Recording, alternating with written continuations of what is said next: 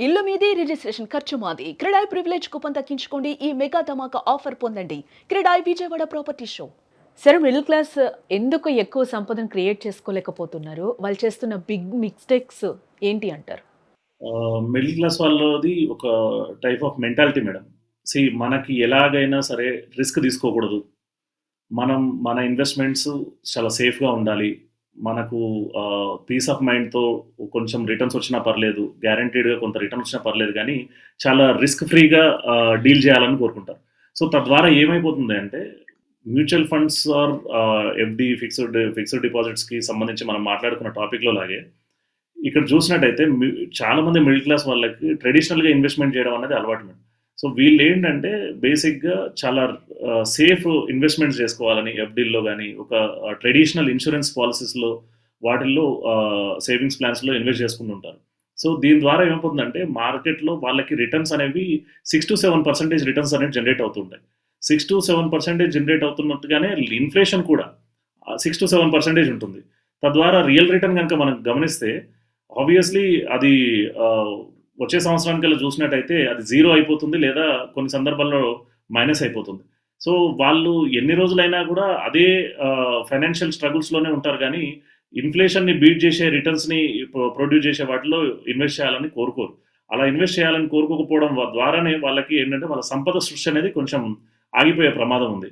చాలా మటికి middle class వాళ్ళు ఎలా ఆలోచిస్తారు అంటే ఎఫ్‌డీల్లో పెడదాము. ఏదైనా డబ్బులు ఉంటే, లేదా చిట్ ఫండ్స్‌లో ఇన్వెస్ట్ చేసుకుందాము.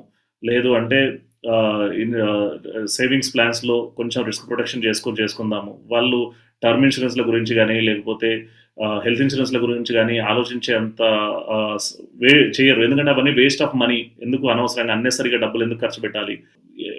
సేవింగ్స్ అనే దాన్ని వాళ్ళు వెల్త్‌గా అనుకుంటారు మేడం. ఎంతవరకి మనం సేవ్ చేసుకుంటున్నాం, మన దగ్గర ఇంత డబ్బుంది, మన దగ్గర ఇంత కొంచెం బ్యాంక్ బ్యాలెన్స్ ఉంది. ఇదే వెల్త్. కో కానీ అది వెల్త్ కాదు. యాక్చువల్‌గా అదొక రాంగ్ పర్సెప్షన్. ఎందుకు అంటే మనం రిస్క్ చేయకుండా ఎలాంటి రిటర్న్స్‌ని మనం ఎక్స్‌పెక్ట్ చేయలేము. లైఫ్‌లో రిస్క్ చేయాలి. కానీ బ్లైండ్ రిస్క్ కాకుండా కాలిక్యులేటివ్ రిస్క్ తీసుకొని ఒక ఆహ్, ఇన్‌ఫ్లేషన్‌ని బీట్ చేసే రిటర్న్స్‌ని ప్రొడ్యూస్ చేసే ఇన్వెస్ట్‌మెంట్ ప్లాట్‌ఫార్మ్స్‌లో లైక్ మ్యూచువల్ ఫండ్స్ గావచ్చు, ఈక్విటీస్ గావచ్చు, లేకపోతే కొంత రియల్ ఎస్టేట్‌లో గావచ్చు, కొంత గోల్డ్‌లో గావచ్చు, కొంచెం డిఫరెంట్ యాస్పెక్ట్స్‌లో పోర్ట్‌ఫోలియోని డైవర్సిఫై చేసుకుంటూ ఇన్వెస్ట్ చేసుకుంటే గనక మన ఇన్‌ఫ్లేషన్ కంటే గూడా ఎక్కువ రిటర్న్స్‌ని ప్రొడ్యూస్ చేయగలుగుతాం. అలా ప్రొడ్యూస్ చేయడం ద్వారా మనకి ఫ్యూచర్‌లో వెల్త్ అనేది క్రియేట్ చేసుకుంటాం. మిడిల్ క్లాస్ వాళ్ళు ఆలోచించేదేంటంటే వాళ్ళకొక గోల్ బేస్డ్ ఇన్వెస్ట్‌మెంట్ ప్లానింగ్ గాని ఇలాంటివేవి చేసుకోరు. వాళ్ళు సరే ఇవాళ ఏదైనా కొంతమంది నేను చూసాను. నా క్లయింట్స్ కూడా రీసెంట్‌గా ఒక ఇద్దరు, ముగ్గురు క్లయింట్స్ వచ్చారు. వాళ్ళు గూడా ఏమన్నారంటే, మేము ఇంతకాలం అంటే వాళ్ళు ఆల్‌మోస్ట్ హి ఈస్ 45 ఇయర్స్. వాళ్ళేం చెప్పారంటే, నేను ఇంతకాలం చిట్టీలేసుకుంటూ ఓకే. మా పాప చదువు కోసము, స్కూలింగ్ కోసం అని జెప్పేసి, తర్వాత ఇంటర్మీడియేట్ కోసమని, డిగ్రీ కోసం అని జెప్పేసి కొంచెం కొంచెంగా చిట్టీలేసుకుంటూ అక్కడ డబ్బులు విత్‌డ్రా జేసుకోవడం. ఆ చిట్టి పికప్ జేసి మళ్ళా వేరే చోట ఖర్చు వాటి అవసరాలను ఫైనాన్షియల్ అవసరాలను తీర్చేసుకుంటున్నాడు. ఇలాగ ఆలోచించుకుంటూ ఎఫ్‌డి చేశాను. వాటిని కొన్ని రోజుల తర్వాత విత్‌డ్రా చేసి నేను ఒక చిన్న ఫైనాన్షియల్ యాస్పెక్ట్‌ని క్లియర్ చేసుకున్నాను సార్. ఇలా చేసుకుంటూ వెళ్ళిపోతూనే ఉన్నారు. కానీ వాళ్ళకి ఆ టైమ్ ఫ్రేమ్ అనేది తెలియట్లేదు. మార్కెట్‌లో ఎప్పుడైనా సరే ఎంట్రీ అవ్వాలి అంటే మార్కెట్‌లో టైమ్ ఇంపార్టెంట్ గాదు. టైమింగ్ ఇంపార్టెంట్ కాదు. వాళ్ళు ఎంత టైమ్ అనేది ఇన్వెస్ట్ చేస్తున్నారనేది ఇంపార్టెంట్ అవుతది. సో, ఈ ఈ యాస్పెక్ట్స్‌ని ఎవరు ఆలోచించట్ల. ఏదైనా ఇన్వెస్ట్‌మెంట్స్ చేసుకోవాలి అంటే అది సేఫ్‌గానే ఉండాలి. కొంత గ్యారంటీడ్ రిటర్న్స్‌గా ఉండాలి. ఇంతకంటే మేము ఎక్కువ రిస్క్ తీసుకోలేము అనే పర్సెప్షన్ నుంచి వాళ్ళు బయటపడలేకపోతున్నారు. సో, రిస్క్ తీసుకోవాలి. రిస్క్ తీసుకోకపోవడం కూడా పెద్ద రిస్కే అది. రిస్క్ తీసుకోవాలి. కానీ కాలిక్యులేటెడ్ రిస్క్ తీసుకోవాలి.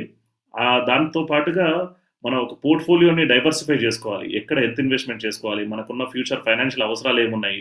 ఎడ్యుకేషనా? లేదంటే కిడ్స్ మ్యారేజా? లేదంటే రిటైర్మెంట్ ప్లానింగా? లేదు అంటే ఇల్లు కట్టుకోవాలా? చాలా మటికి మిడిల్ క్లాస్ వాళ్ళు ఆశల పల్లకిలోనే ఊరేగుతుంటారు.